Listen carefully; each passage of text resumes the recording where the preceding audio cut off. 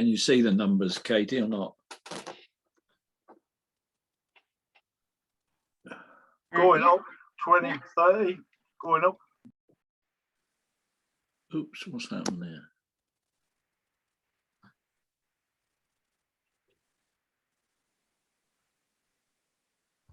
Just give it a minute or two, perhaps.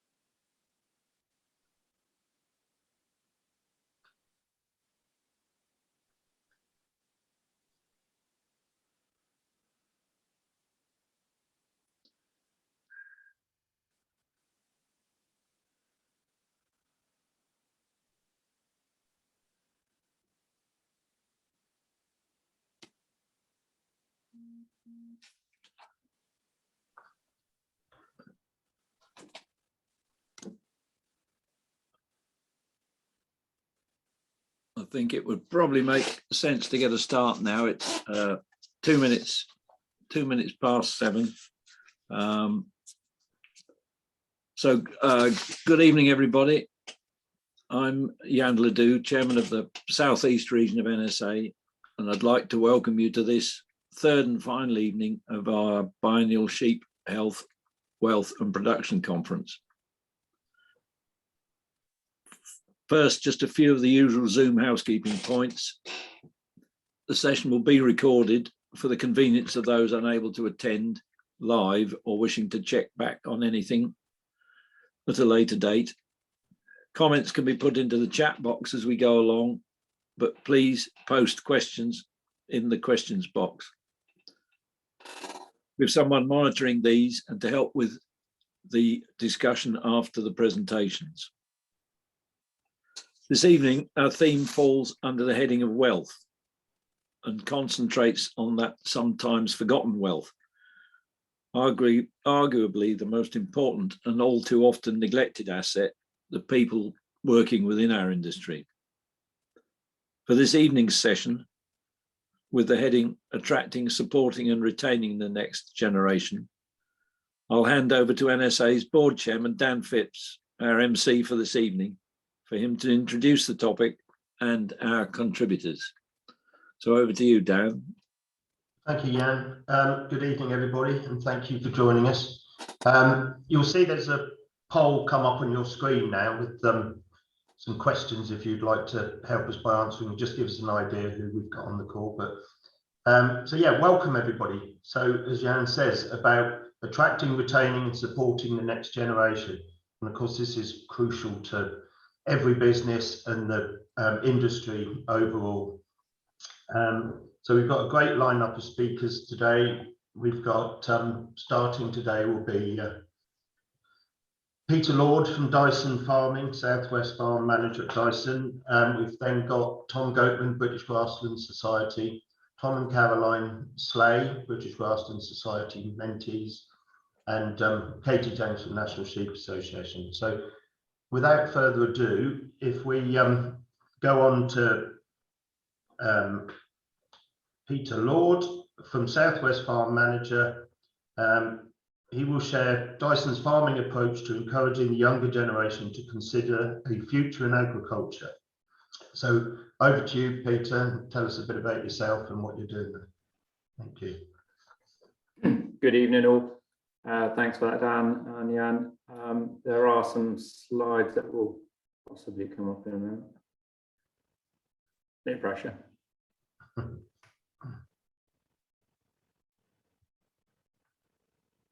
I'll mix that. So I'm actually a farmer's son myself. I went to agricultural college in Devon.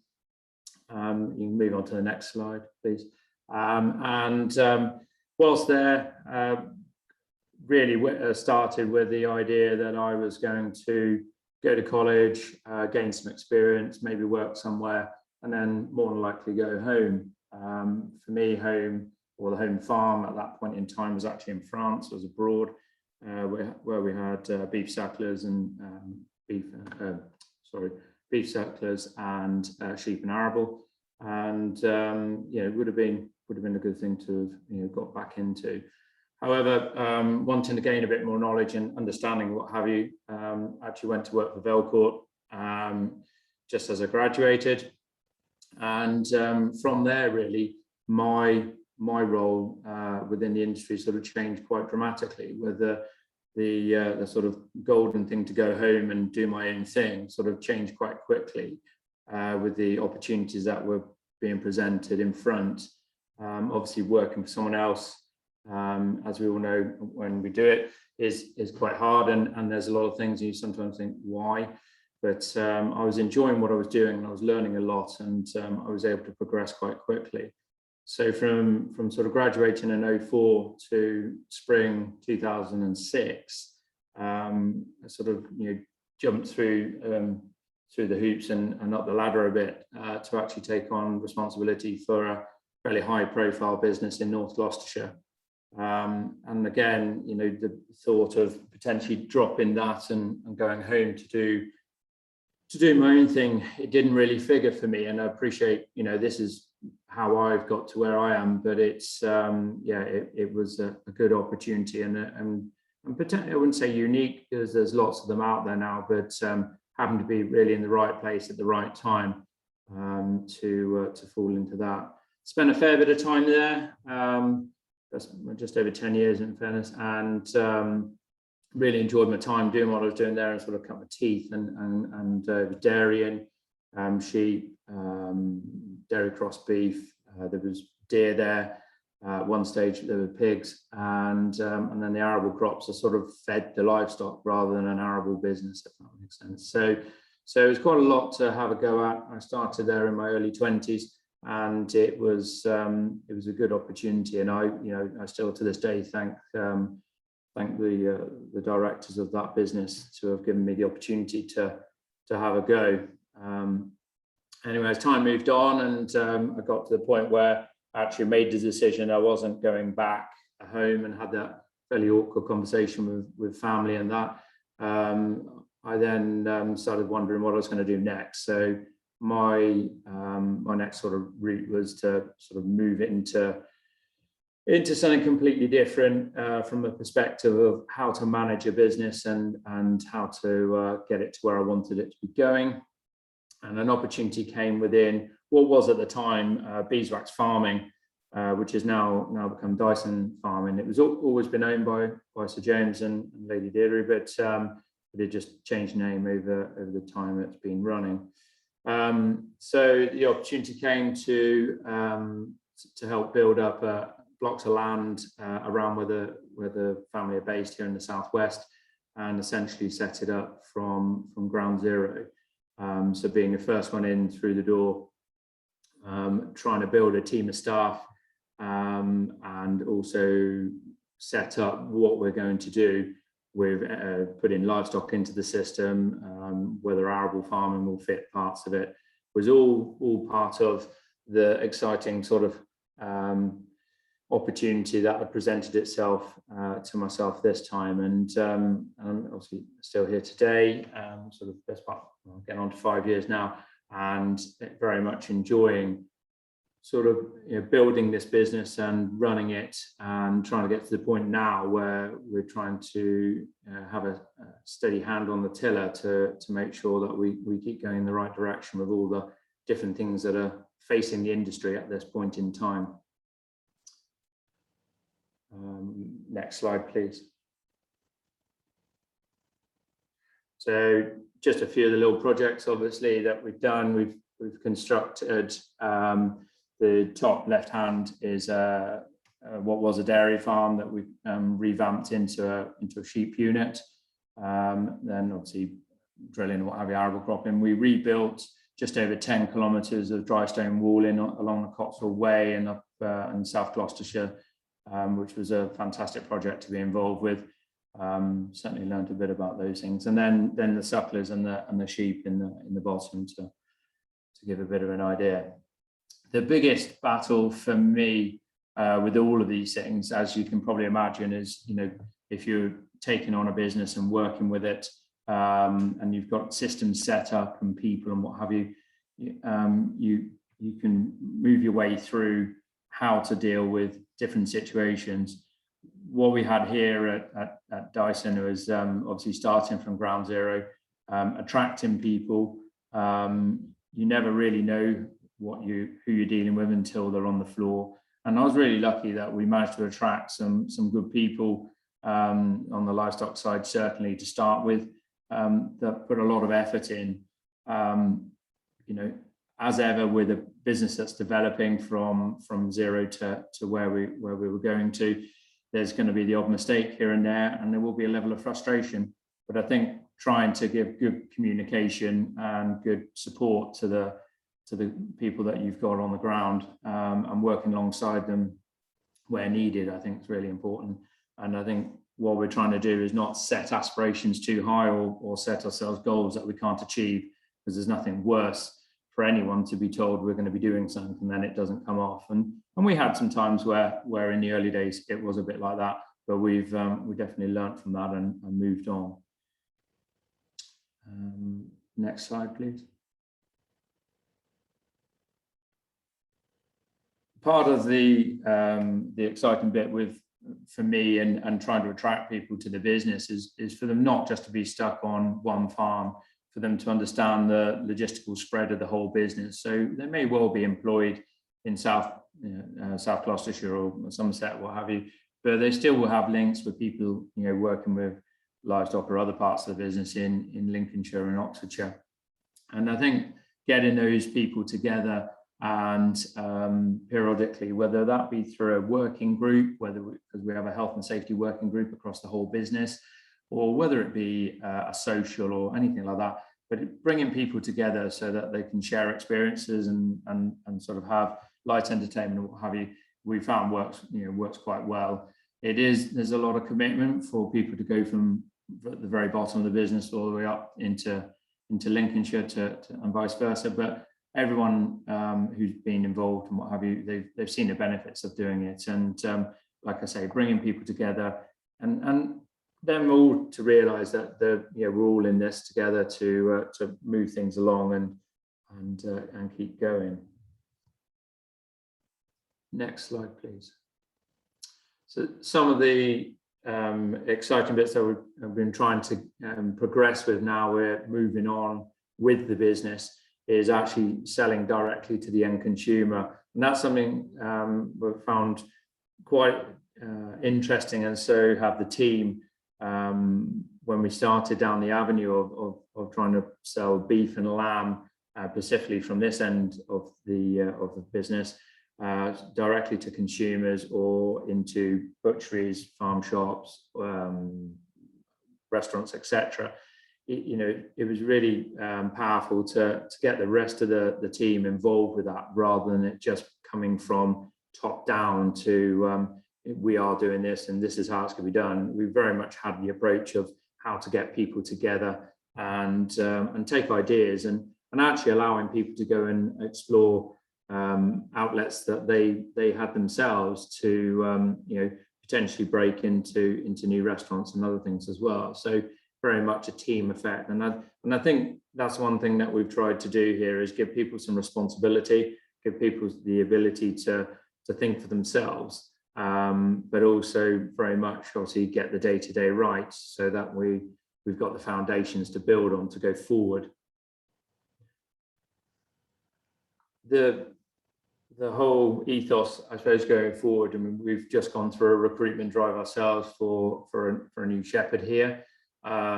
We've sort of slightly restructured things. We've reduced our sheep numbers a little bit, but we very much have focused on making sure that the work-life balance for people is improved. I think you can get very much caught up in a situation where if you've got good people, you can lean on them a bit too much. Happens at all levels. And I think it's important to understand that when whatever people are in the system, that it's important to have a good work-life balance and make sure that time that you're supposed to be having off, you actually take, and then you'll be fresher and in a better place going forward. So definitely something there that we've tried to work with. Opportunities, obviously, to work for someone rather than working for yourself. I mean, with regards to employment law and other things like that, there's obviously challenges and opportunities, etc. But I think it's, if you're lucky enough to work for someone who's in a position to properly train and allow people to progress, then hopefully pay conditions and the potential to do the job to the best of your ability will sort of come to the fore, and we'll all be in a position where we can thrive to get to the end goal as we want to within the industry.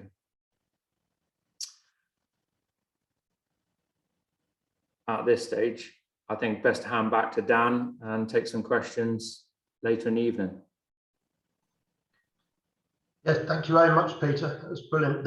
It's something actually Jan and I were talking about the other day, that you always think about people setting up and having to set up their own FOB, where of course there's huge opportunities within businesses like yours, where you wouldn't necessarily have all that weight on your shoulders. You'd be part of a team and all the benefits that come with that. So it's good to hear you say that. So yeah, and in terms of questions, Matt Blythe is going to chair questions later on.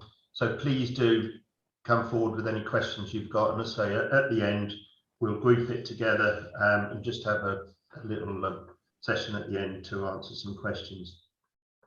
So we're going to move on now to Tom Goatman, British Grassland Society CEO, and he'll follow by outlining the history and background to the BGS mentoring program, and he'll follow on then to Jan Ledoux, but he'll pass that over. Tom, I see you grew up on a farm, so you know all about that side of things, so I'll hand over to you. Thank you, Tom. Okay, thanks very much, Dan.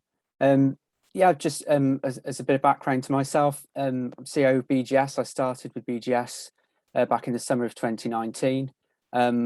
Before that, my background's in ruminant nutrition, and so working for Train Nutrition, particularly on the mineral side of things. Before that, AHDB and Genus ABS. And as you said, I grew up on a small dairy farm in West Gloucestershire, so I've had that experience as well growing up. Katie, if we could move on to the next slide, please. So really, just to give a brief background to BGS, I'm sure a lot of you know the history of BGS, but it's started back in 1945, so it's been going a long time. And the aim is to bring together research workers and farmers, advisors, teachers and technical members of the agricultural industry together. It's a membership organisation and acts as a communication forum between those different parts of the industry.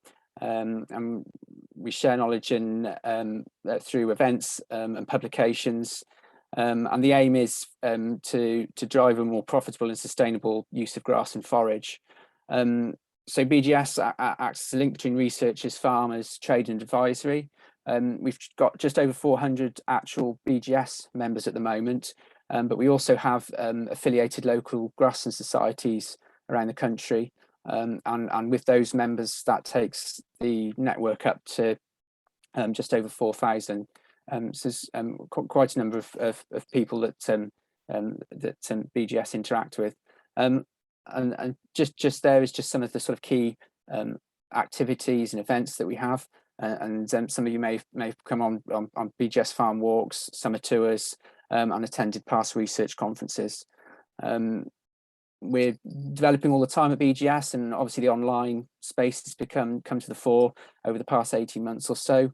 We're making much more use of that, and we've held an online research conference back in March on multi-species swards. So constantly looking to develop BGS and take it forward, you know, as the industry changes and as technology changes, and making sure we're utilising that going forward.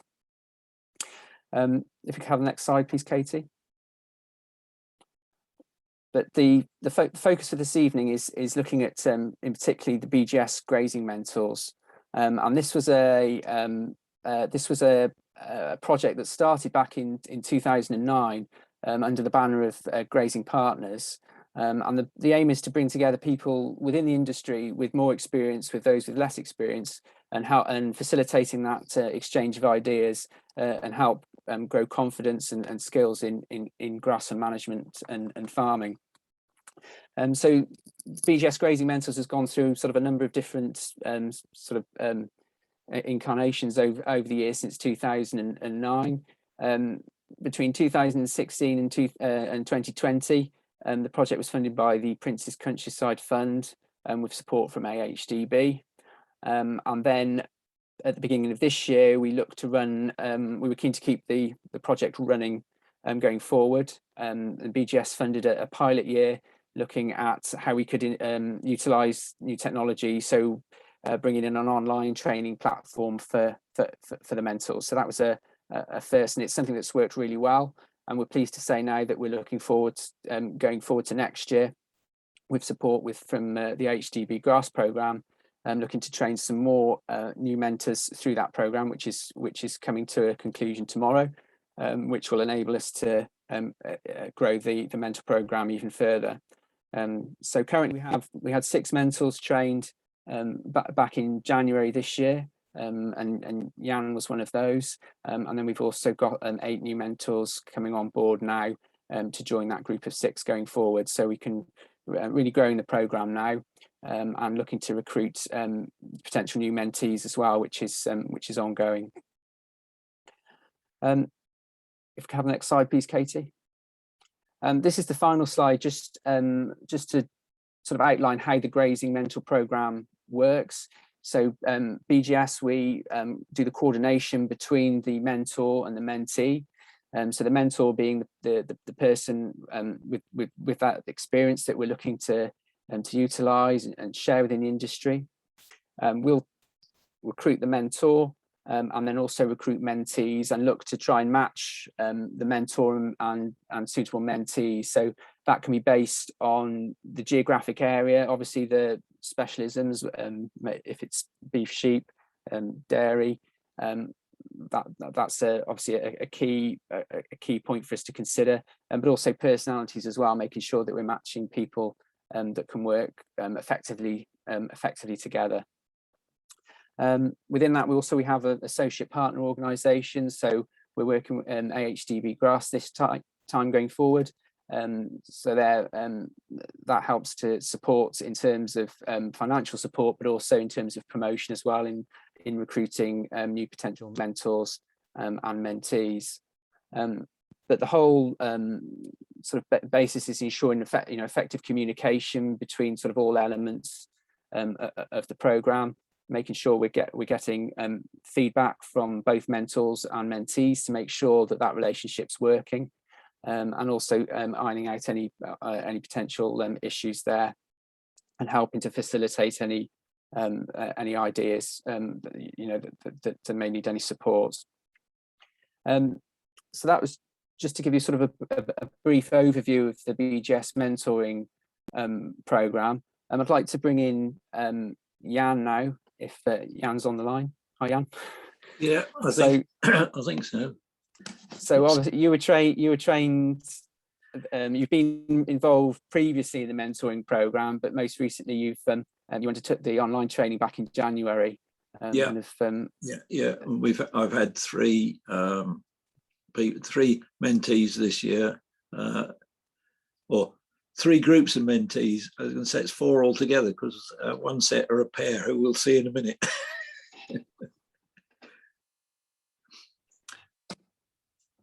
Okay, sorry, Tom, go on. Yeah, so shall I hand over to you if you want to Yeah, introduce the mentees? yeah, that's fine. I'll just take a couple of minutes to explain why I got involved with the BGS mentoring program, if I may. And Katie's already put up my first slide.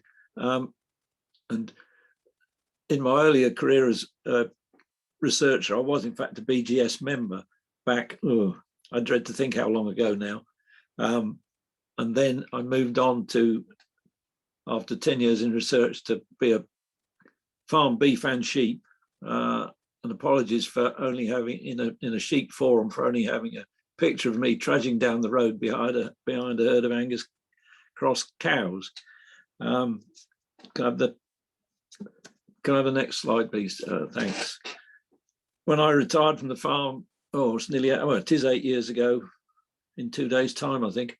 I did a bit of advisory work, and the top slide shows a Bulgarian ATV, which is a very low emissions type machine in the mountains there.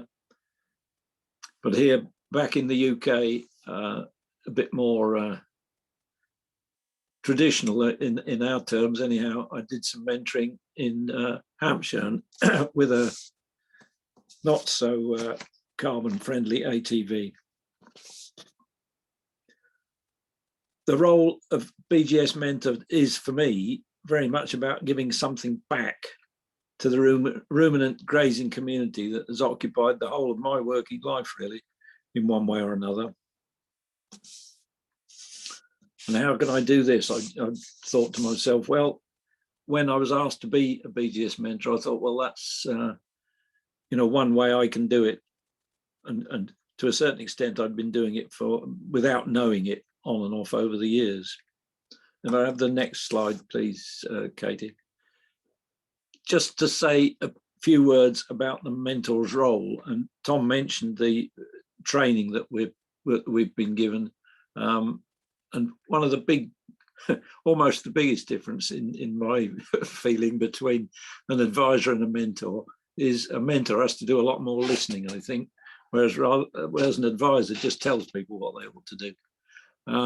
And I guess you would call it a mnemonic that the lady who did our mentor training, one of the most interesting ones she comes up with is ears, in that the active listening, you encourage, you ask questions, you reflect back what those questions are, and then you summarize them and try and work with them, summarize what you've heard.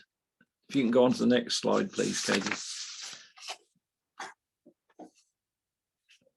The type of question, again, was accentuated to us in our mentor training, how important the type of question is. They've got to be open-ended. The last thing you want to do is ask yes/no questions, because you never learn anything about your mentees. If you ask them a question, they can just say yes, no, yes, no. That's absolutely hopeless. If we can go to the final slide, please, Katie.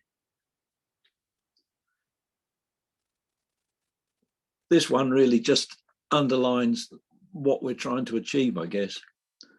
We're aiming to help producers to identify routes to better production and utilisation of grassland and forage crops, and by so doing, to enhance the bottom line. And as a retired farmer, the bottom line is very much the most important part there. And the fact that it accentuates grassland and forage doesn't mean to say that a heck of a lot more aspects of the farming operation don't get talked about. It's just that we're working under the heading of the BGS, so the grass and forage crops, I guess, is the ones we're concentrating on. Okay, thanks, Katie. If you turn them off again. Right. If Caroline and Tom want to unmute themselves, I guess, I will move on and introduce Caroline and Tom Slay, who I've been working with now for, I guess I don't know where the time goes, but it's 6 or 7 months, I think. Caroline, Tom, could I ask you first to introduce yourselves and tell us a little bit about the farm setup and where you are in your journey into farming and what your goals are. Yeah, certainly, Jan, thank you. So a little bit about our story, about sort of how we've got to where we are now. So Tom and I met at Agricultural College, and went on to both have careers in the agri-food sector. Tom worked in retail and I worked in communications and knowledge exchange. And then sort of we started our sheep flock, what was it, 5 years ago now, while still working full time with a family at home too. And then just pre-COVID, so January 2020, isn't it? Losing track there. We sort of returned home to set the farm site up and sort of dedicate our selves to the farm and turn around what we were doing. So now we've both got part-time jobs and then the farm too. So the farm compromises of, I've got about 350 ewes, a mix of Clins and Highlanders, and they are, some of those are shared with a local farmer too. We've got a partnership with him. So we're working on a simple grass-based system, or working towards, should I say, because this is evolving and changing, and working towards an outdoor lambing system too. Lambs are sold dead weight, and we try to finish off grass too.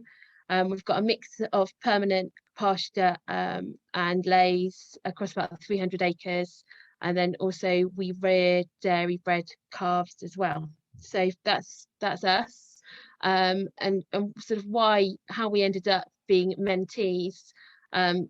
It was, we knew that we needed to look at our grassland management. It was on our to-do list. It was something we'd got to spend some time on, but as that list, you know, keeps rolling on.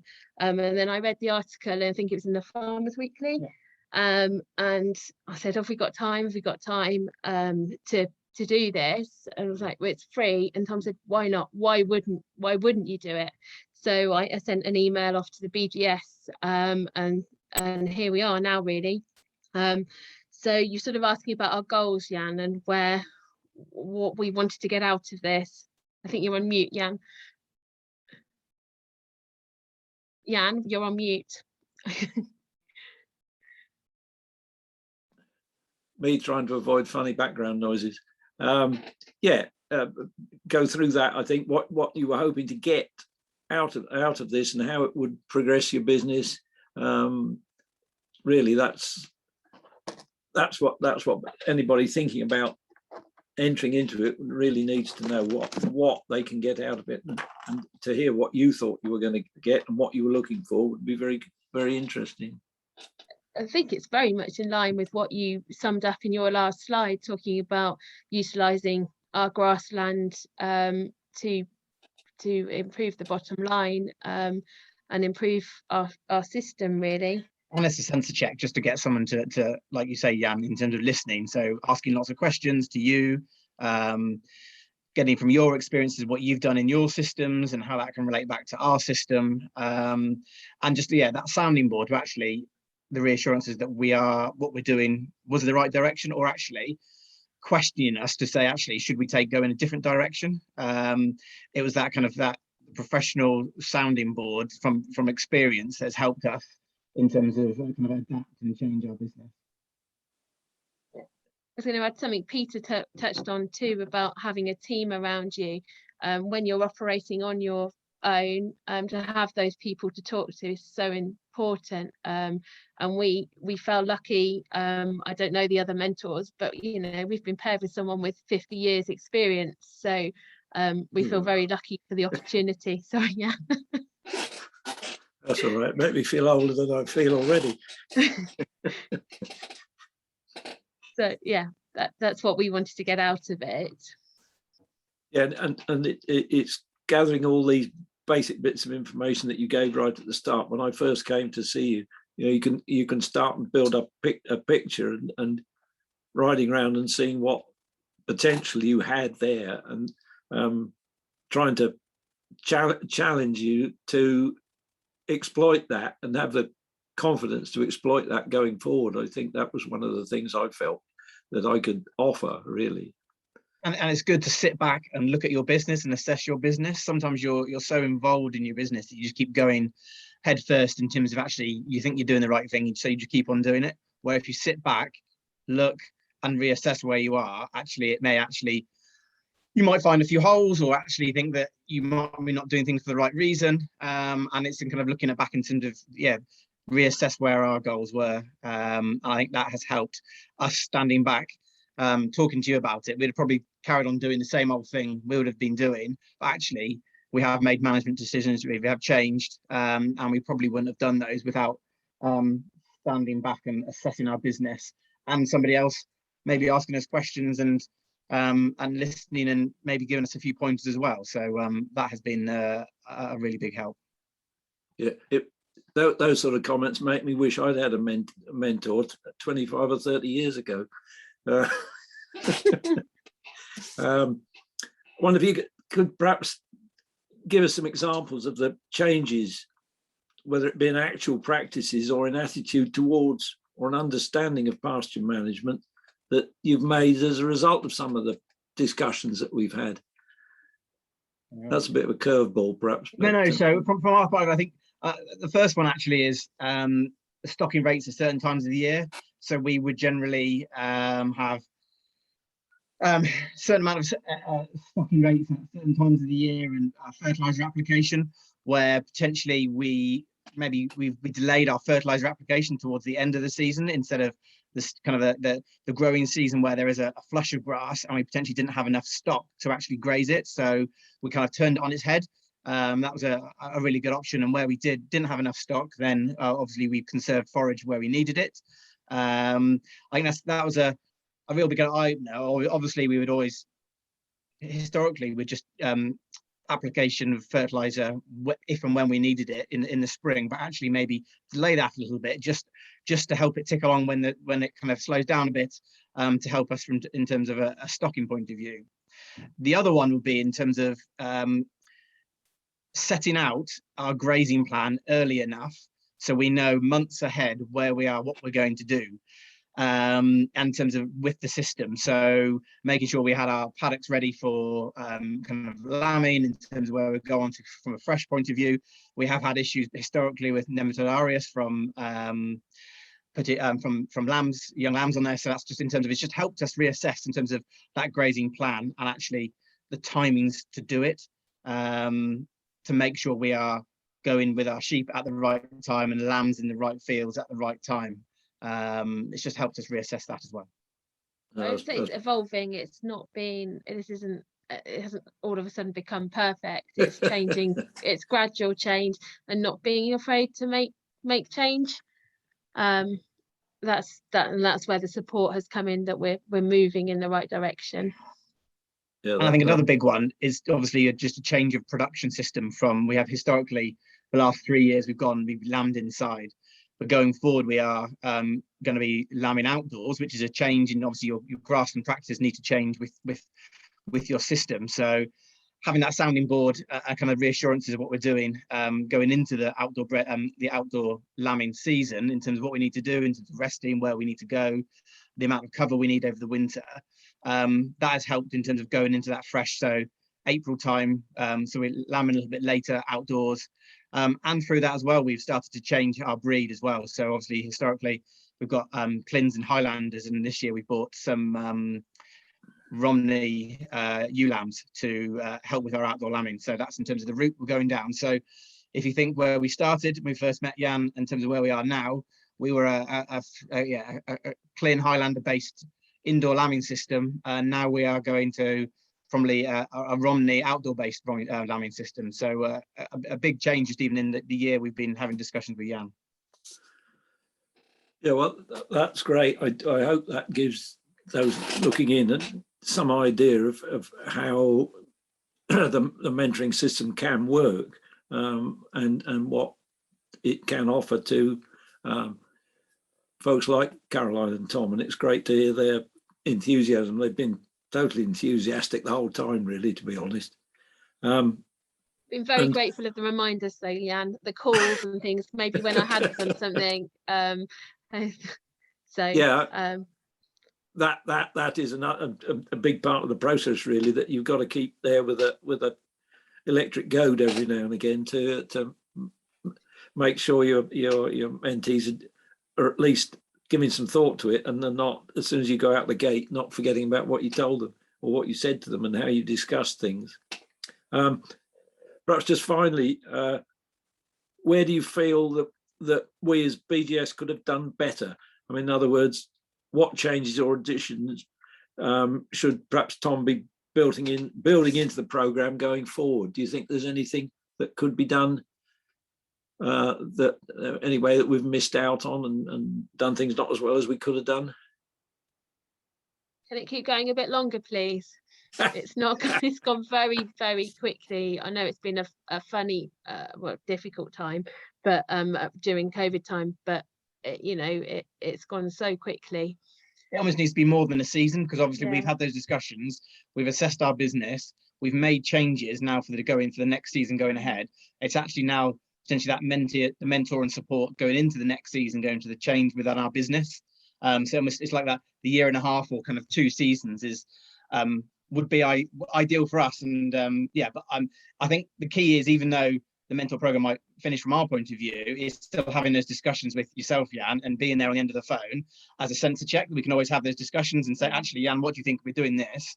I think that's the support. And I think hopefully with every other mentor is that they're there at the end of the phone, even when the program finishes, and then you can have those ongoing discussions and have that kind of the dialogue on a regular basis. I'm sure that will be the case with certainly several of the ones I know, and that there's another one sitting in on this this meeting as well, in that Matt's a mentor as well, a BGS mentor as well. But Tom, I don't know whether you want to make a comment on that. Yeah, it's a tricky one, because we want to try and reach as many people as we can. And as Jan said, if it can carry on in an informal way, then that's what we would hope would happen.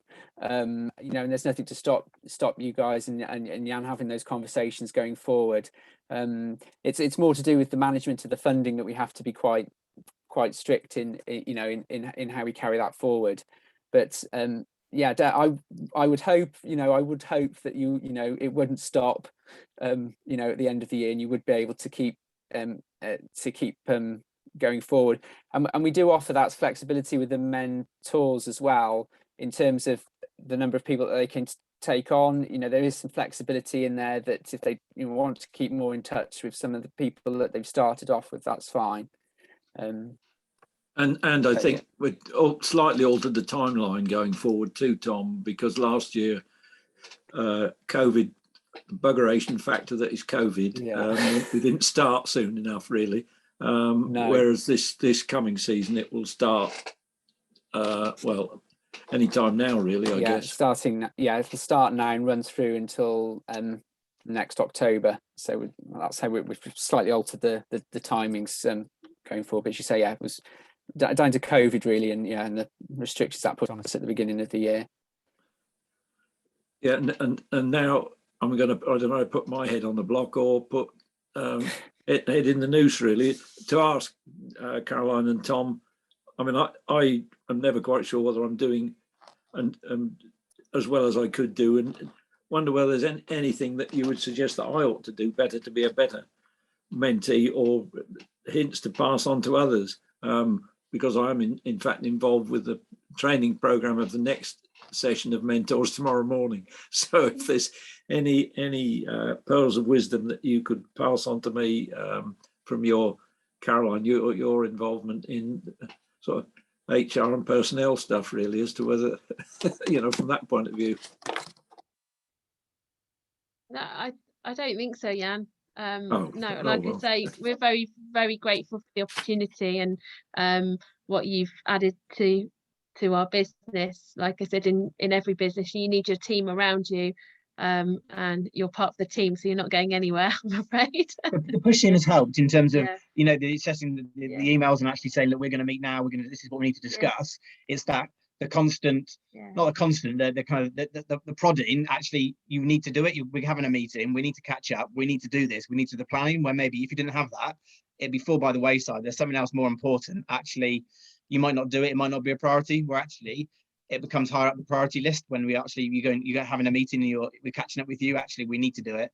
So that's been a good point. I think that interaction. There's been a good balance of interaction. Yeah, I think that's the key point. Is it actually? But I think from a mentee point of view, you only get as much as you put into it. Out of it, you get. So actually, yeah, we wanted to put a lot into it. We feel we got a lot out of it. So Yeah. if you're not if we weren't receptive and didn't want to have the dialogue, then we wouldn't have got as much out of it. No, that's it. It's very much a two-way process. I've found this on occasions a problem with other people that I've mentored, that I tend to have to push and then you get fed up with doing it after a while, and you think, well, if you're not prepared to put your effort in from both sides, well, it's why bother? Finally, I guess I'd like to put the sort of usual survey question to you. How likely would you be to recommend a BGS mentoring program, and perhaps more appropriately, mentoring process in general as a concept to young people entering our industry? Very likely. Like Tom said before, when Tom asked me, when I'd read the article in the Farmers Weekly, rather than should we do this, he said, why not? Why wouldn't you do this if it's there for you on a plate, if you want to take the opportunity up? And while we're in such uncertain times, you've got to take these opportunities and look where your business is going forward. Well, thanks very much, and I think that's probably the best place to draw this to a close. Dan, thanks.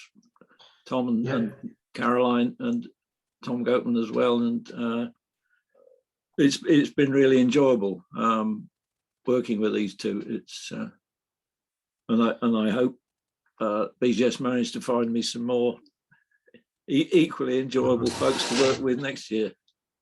Brilliant. Thanks. Thank you, Jan. And yeah, just to back up what you said, thanks to Tom Goatman, Tom and Caroline Slay, and of course yourself, Jan. Thank you very much. So just people, please do keep asking questions. That will just make the debate or conversation at the end a bit more lively if we've got a list of questions to get through. But we're going to move on to Katie James to talk about the next NSA Next Generation programme. Katie has varied roles, basically in most areas of NSA communication, press work, events, regions, breed societies, Next Generation programme, offering opportunities for youngsters to join the ambassador schemes. Next Gen's aims are to help young people of the future look forward positively and enthusiastically to a career in a sector that is crucial to UK livestock productions. So as usual, Katie is not just doing one job tonight, she's also looking after us behind the scenes, but is now going to give us a bit of talk on the Next Generation programme. So over to you, Katie. Okay, thanks, Dan. Good evening, everybody.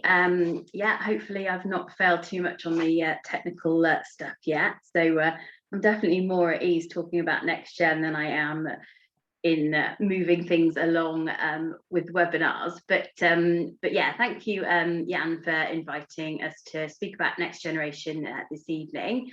Obviously, really important topic. If we don't support the future of our sheep sector by supporting its young people, then there is no future. So NSA is incredibly committed to encouraging the next generation. Just a little bit of background I thought was perhaps quite interesting to kind of base our conversation on. So if we're looking at numbers of people employed on UK sheep farms, we've got around 34,000 people.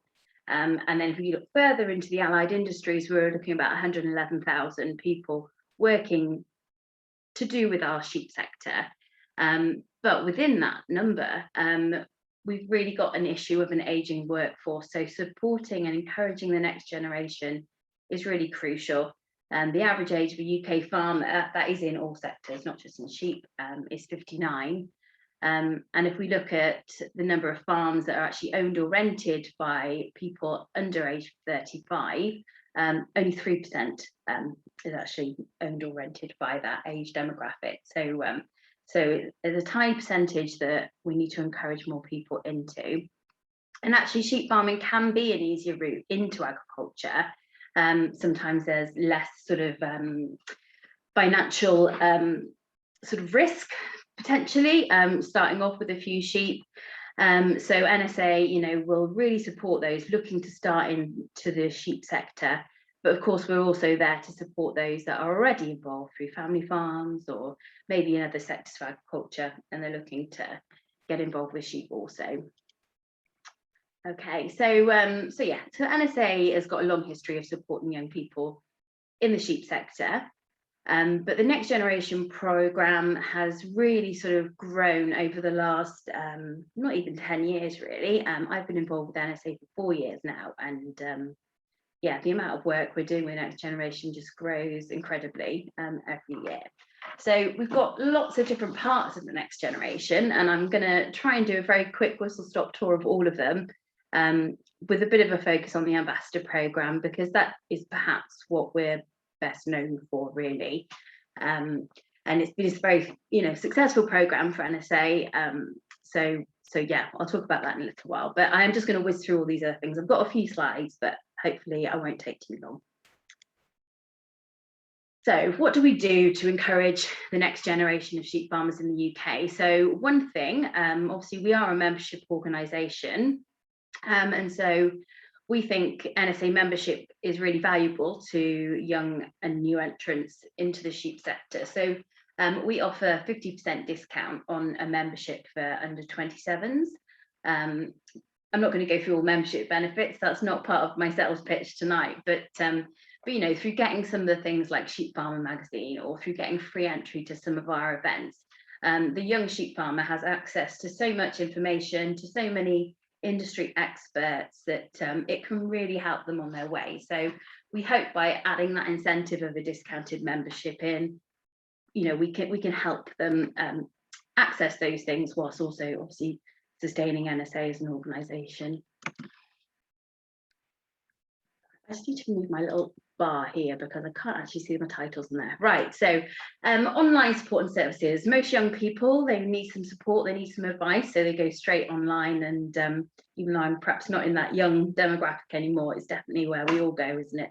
Straight online. So we have a dedicated Next Generation website as part of our NSA website. And on there we have various pages that will give advice to people, whether they're looking to start their own sheep flock for the first time. And actually that page of all our NSA websites is one of the most visited.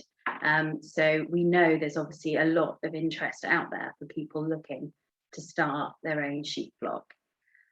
We can provide links to key organisations, and one of the important things we can do is also help find employment or help find work experience for people, whether that is agricultural students, people with a bit of farm experience but maybe they want to get out there and see some different systems, or maybe veterinary students also who need to get some lambing experience. The NSA lambing list that's running currently is a great service for both farmers and for young people.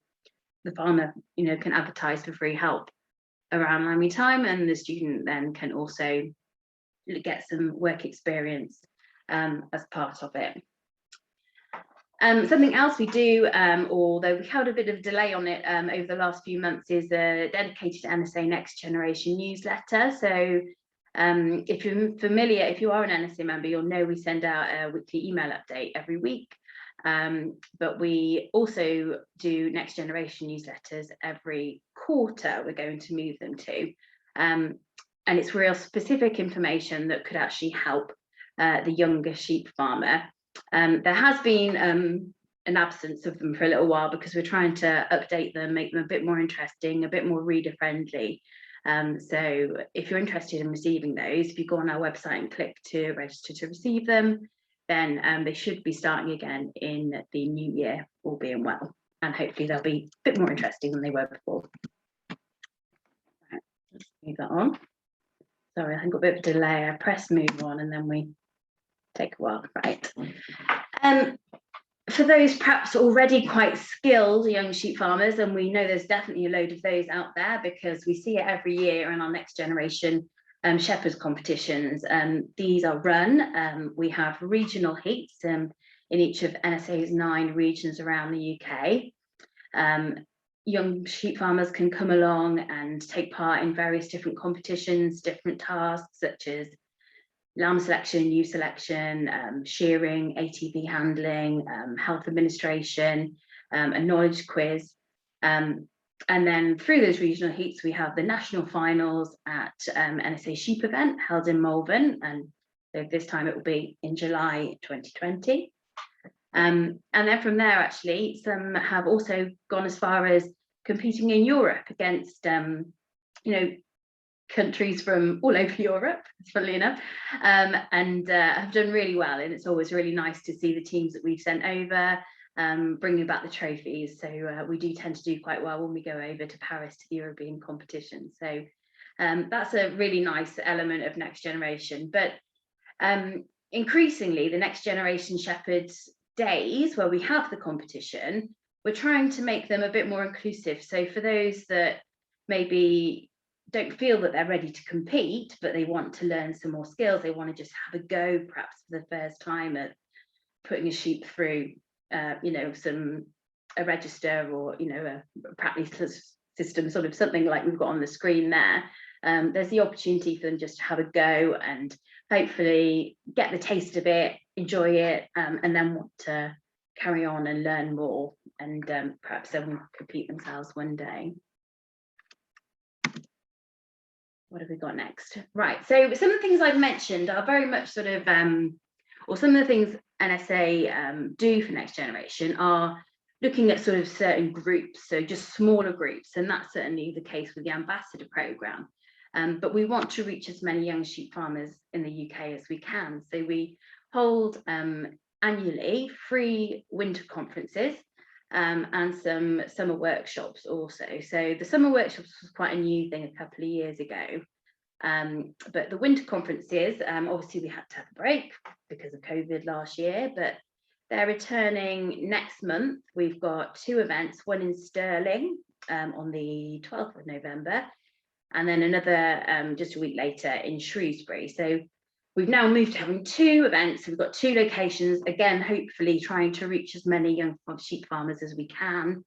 And the conferences allow not only sort of the people joining us to hear from some industry experts and get some really useful information, but also just to meet with some like-minded young sheep farmers and have a chat and, you know, sort of share their concerns or their, you know, aims and, you know, sort of like where they see the sheep farming going for the future. So those are really good, and they're free events as well. We're very lucky. We have some sponsorship from some industry partners and other organisations, so we're able to put these on for free.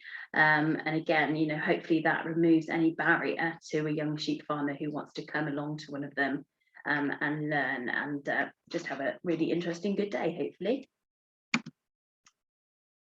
And I mentioned when I started talking, you know, NSA, the Next Generation Programme, is trying to think of more things all the time to try and support and encourage the next generation. So a couple of years, well, it was almost 2 years ago then, again, just before COVID, trying to kind of look at all areas of the sheep sector. So we do a lot of sort of upskilling people with, you know, hearing from experts in terms of flock health or nutrition or something like that. But we know there's a lot of young sheep farmers out there that are very keen to have their voices heard.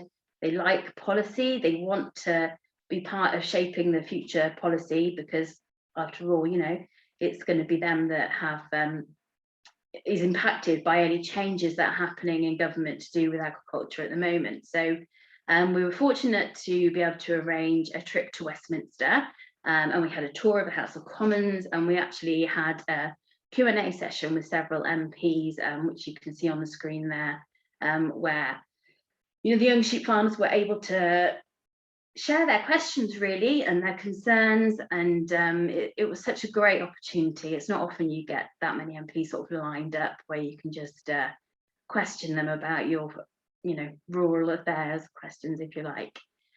So that is now going to be part of our next generation offering, and again, that will be one thing that happens every other year. So we run quite a few things on a sort of 2-yearly cycle now, and that is part of that.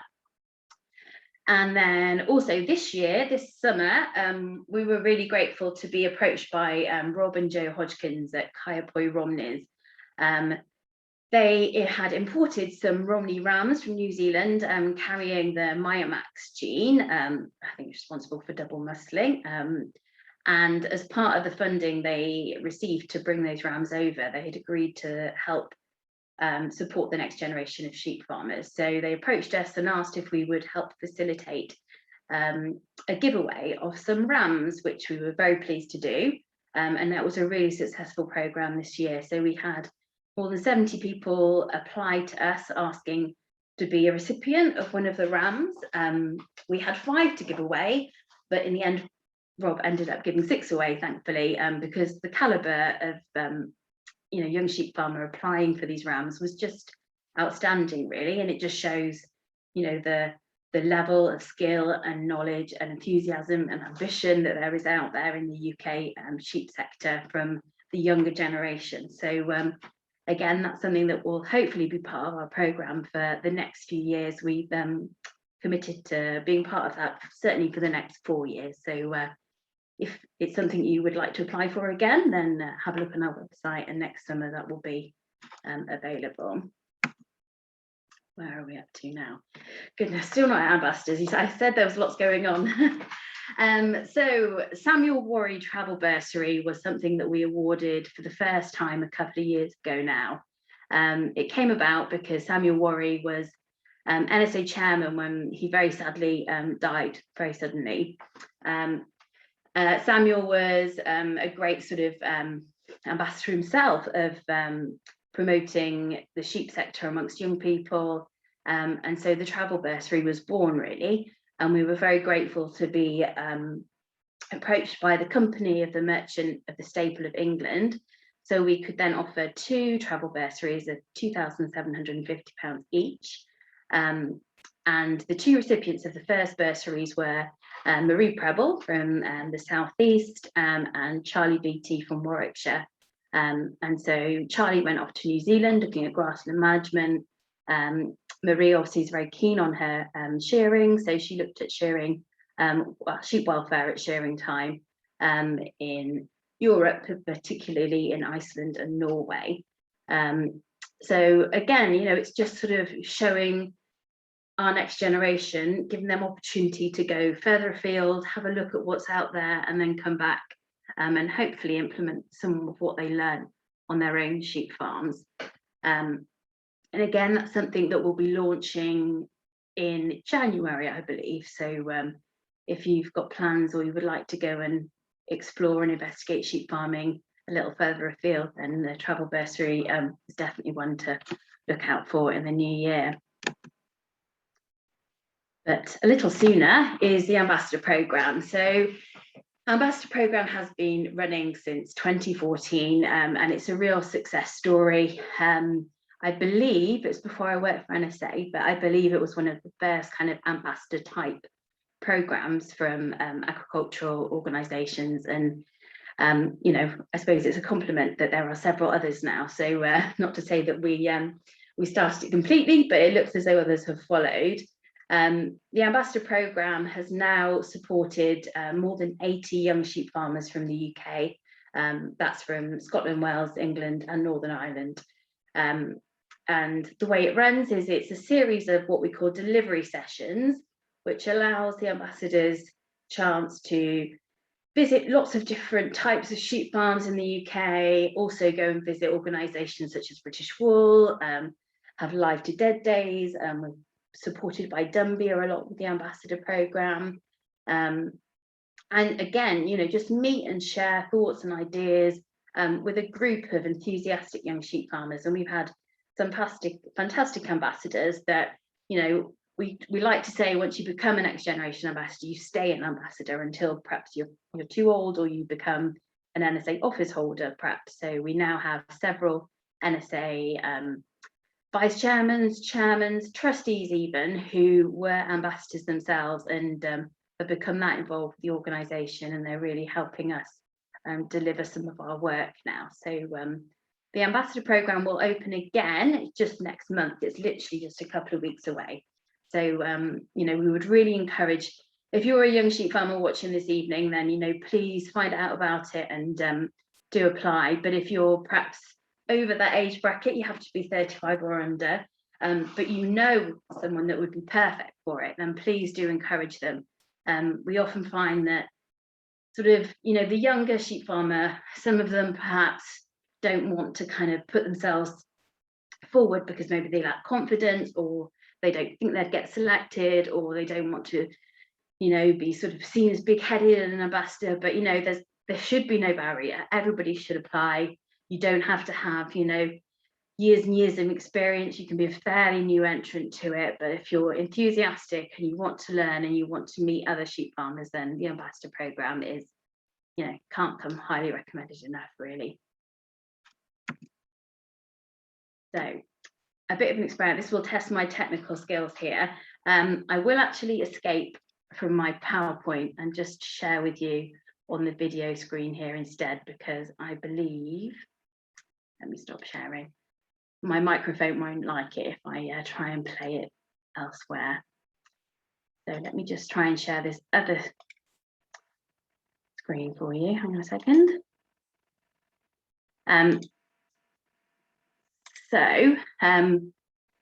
The videos, I've just got a couple of videos now I wanted to share, because next generation, you know, we've got lots going on. Hopefully something to offer, you know, most sheep farmers, you know, under the age of 35 in the UK, and something to help motivate them and keep them interested and keen on learning more. We couldn't do it without some of our supporters. We have NSA office holders, we have other people from industry, we have organisations, commercial businesses, all who really help us. And Kevin here may well be known to many of you. He's a NSA English Committee Chairman. He's been really supportive of Next Generation in the past, but I asked him just to do a little video explaining why he's been supportive of it and why he thinks it's a good idea. So hopefully my volume will allow you all to hear it.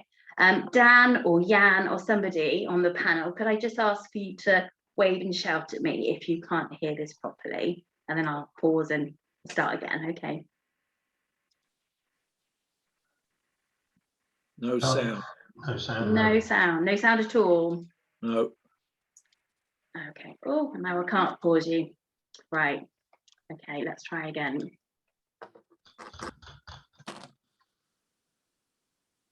The good things about the That's young it. generation projects are that you can take young sheep farmers from all levels of ability and backgrounds and help them on their journey through the sheep industry with contact with industry experts, and just helping them with their knowledge exchange and improving their knowledge of the species and best practice. And when I look around now and see some of the young ambassadors from the start of the schemes now within the NSA committees and in their influence in some of government's decisions as they come up with some of our new schemes that are coming down the road.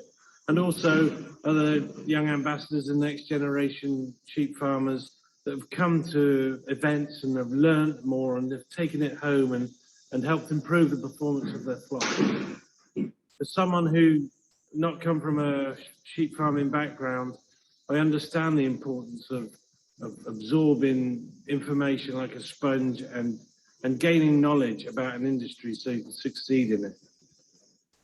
And that's why I like to get involved as well, just to give a little bit back to an industry that has served me well and one that I enjoy so much.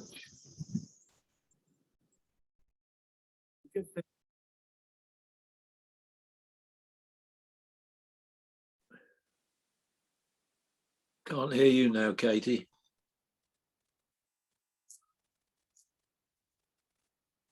Can you hear me now? Yep. Yeah, that's it.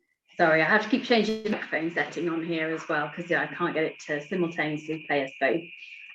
Yes, I was just saying, I was just thanking Kevin then for that short video. But I was just also then going to say, I'm just going to end on just another short video from one of our ambassadors. Again, might be quite a familiar face to people, Jacob Anthony. He's a sheep farmer from South Wales. He's been an ambassador. He joined us already with a high level, you know, he was sheep farming family, grown up sheep farming, but you know, he will admit himself, he learned an awful lot, and it just shows that, you know, if you're a new entrant or can already be very experienced, an ambassador program can definitely help you in some way. So let me just find the other video I need to. I've got it on my PowerPoint, but I doubt very much it's going to play if I just go ahead. So I'm just going to set it off like this. So let me just share my screen again.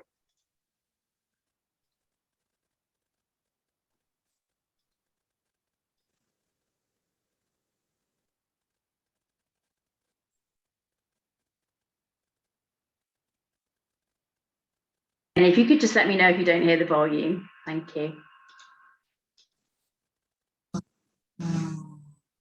In 2016, I was fortunate to be selected to be a part of the National Sheep Association's Next Generation Group.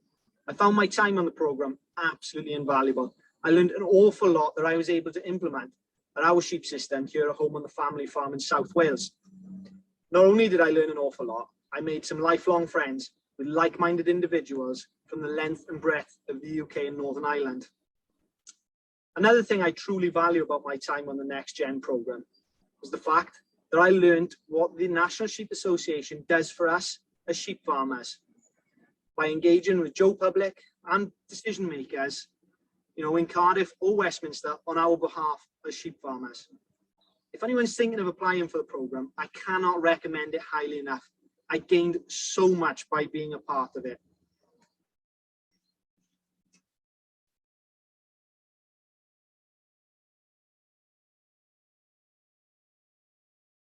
Okay, and again, then thanks to Jacob for that. So that's pretty much the end of my slides and what I wanted to talk about. Apologies, I did say it was going to be a bit of a whistle-stop tour, but if there's any questions along with all the questions for everybody else this evening, then please do go ahead and ask them. Thank you, Katie. That was brilliant as ever. Just to back up what they're saying really is that anybody who's thinking of getting involved with any of those young people projects, just do, because it connects you to people with experience and understanding. They've probably been in those situations before. So yeah, this is coming over and over, isn't it? That being involved in a group, speaking to people is just so beneficial. Katie, I wondered, did we learn anything from the questionnaire we put up that might affect anything? I did. It was a bit of a rush job, wasn't it? But let me just share the results again so we can see who's joined us this evening. Hope you can see that. So yeah, most people this evening are perhaps over the age of 35, but interested to hear how they can support and encourage the next generation of sheep farmers.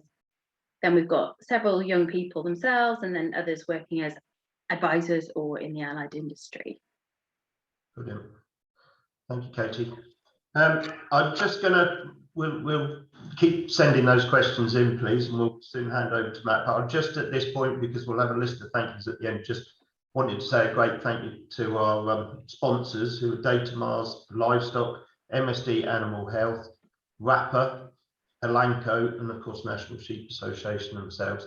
So I'll hand over to Matt now, bring everybody back onto the screen, and Matt will fire some questions. Over to you, Matt. Thank you very much. Thank you to all the speakers. You've done a wonderful job. One of the themes of the questions that keeps coming in, can we, from the British Grassland Society and NSA, just refresh what ages you can apply for these things? So, you know, to be a mentee, can you apply from a young age, or do you have to be in your career already? and the NSA, you know, what is the minimum age and the maximum age to be involved in your program? So for the BGS mentees, there's no limit sort of upper or lower or on experience as well. There's no restriction put there. Probably, you know, for extremely low number, you know, of stock, we might have to, you know, consider it, but at the moment there's no limit.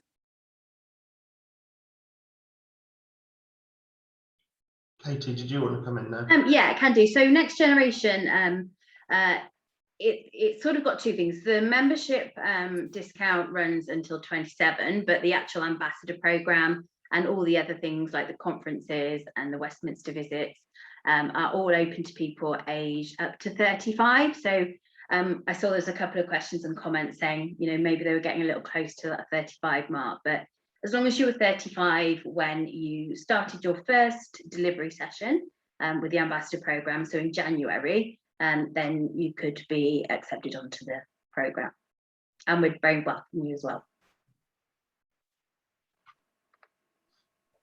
Another question, try and give one to Peter and give some time. Where do you look for your staff? Do you advertise? Do you try and find them through reputation, or how do you try to attract them to your company? Where would people go and look for a job within the Dyson empire? Well, I think like most businesses, really, it's a combination of all of those that you've just mentioned, really. So yeah, typically we'd advertise in the general press and what have you, so Farmers Weekly, Guardian, etc. Use websites as well, and yes, of course, word of mouth. I mean, there's nothing like a personal recommendation for someone. So absolutely, I mean, we've all got fairly good contacts across the industry, but as ever in life, it's timing as well. So yeah, first port of call would generally be the press, our own website. We will put vacancies on there every time there's something, and social media as well. I mean, it's pretty powerful. Let's face it, most people have got a fair following, so and you can gain some ground quite quickly with that. So yeah, numerous routes, but like as ever in farming, you have to be diversified, and I think you have to be with how to recruit good people. Another one for you, Peter. Do you use a mentoring program within your enterprise? So we do, yeah. So one thing that we will do is try and set up what we term as like a buddy. So if people feel that they need someone to be able to liaise with and talk away from someone maybe they report to, try to set something up. Now it's very much a personal thing, so it's there on offer if people want to do it. But it is, yeah, there is a system in place if people wish to do so for certain. Yeah.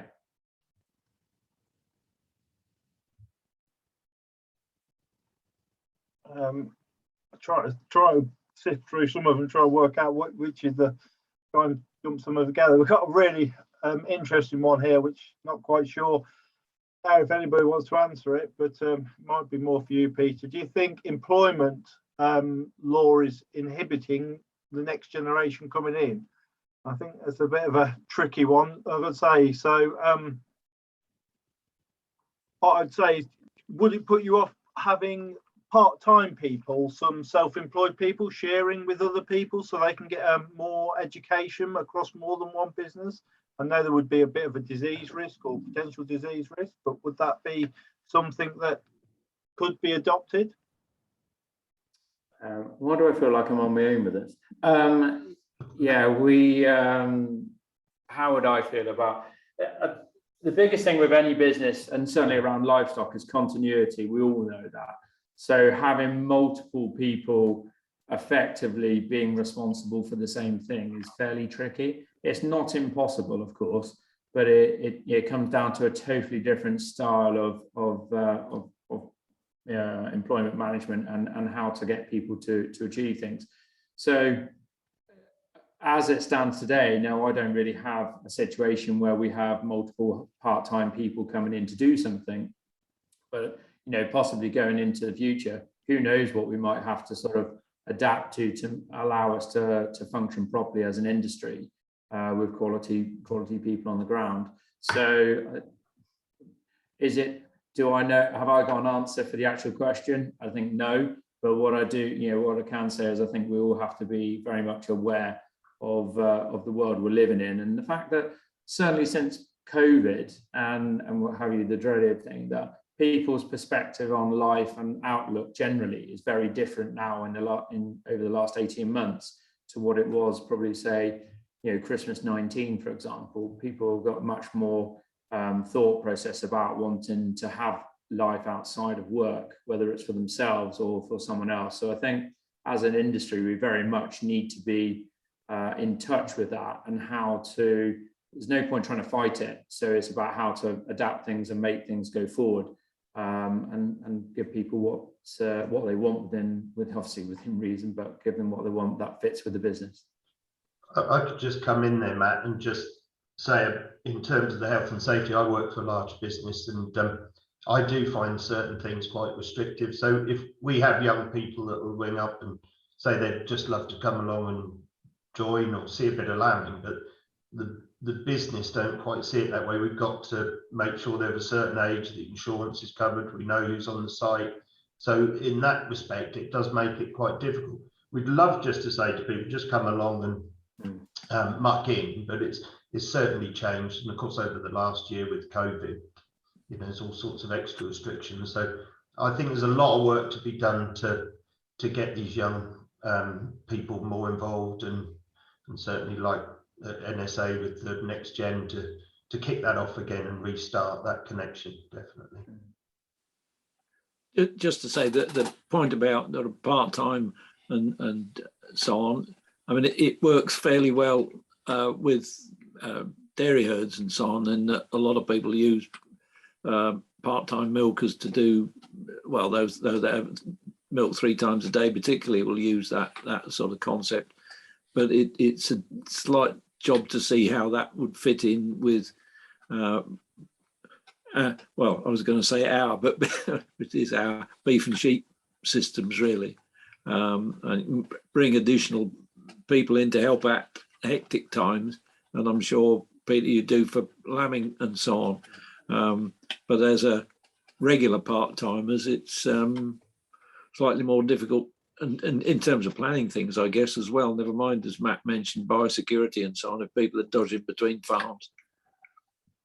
Yeah, well, just to sort of follow on that, we'll definitely, or pre-COVID, would have people in for vet students and other agricultural students would come in and do lambing experience and what have you. But as Dan says, the health and safety parameters around it, everyone has to be properly inducted.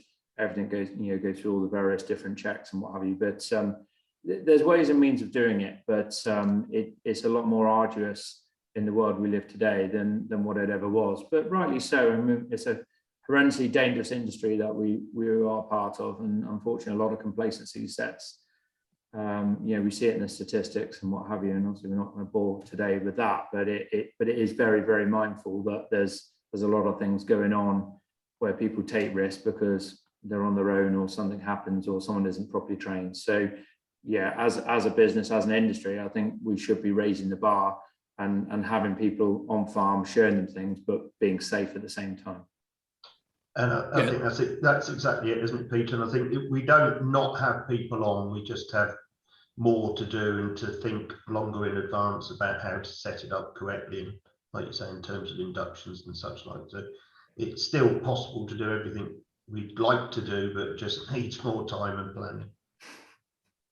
And interestingly enough, because you've been busy on the roof of a building, you told me this morning, Peter, you probably didn't see the garden shed. A garden shed. Okay. A big garden in my own time. But you possibly didn't catch up with the fact that we had a lady from the Yellow Wellies on Tuesday night, and the statistics are exceedingly depressing when you see them in stark numbers in front of you. But it needs saying, and it's no good us trying to pretend they're not there, because they are. And so we do have to take cognizance of those. I mean, again, fine lambing time having all and sundry about the place, but I mean, who could live with running over a child during lambing time? You know, it's. I think generally you see more issues probably not at the hectic times. It's more when there is probably less going on, and maybe after the hectic time, because people are tired, complacency sort of sets in a bit, and the awareness drops. I think actually during, you know, harvest, whether it be combinable harvest, you know, calving or lambing, you know, those, everyone seems to have a higher alertness about them of what's going on, even though there's a lot going on. I personally feel where it starts to slip and go wrong is, as an industry, this is actually in the quieter periods of time where you know, people are less aware of people being around them because it's quieter. Personal opinion. One more question before Dan wraps up. To become a mentee or part of the NSA Next Generation, do you need to be a member to apply? Do you want to go, Tom? Or... Yeah, I can. Yeah. No, so you don't need to be a member of BGS to be a mentor or mentee. So it's open to everyone. And the same for NSA ambassadors as well. And actually, again, all the NSA Next Gen programs don't have to be a member. We might try and persuade you to be during the journey, but you don't have to from the start. Arm up the back job, yeah. Yeah, just to say, if there is any interest in becoming a mentor or mentee, then please get in touch with us at BGS. We'd be happy to discuss that.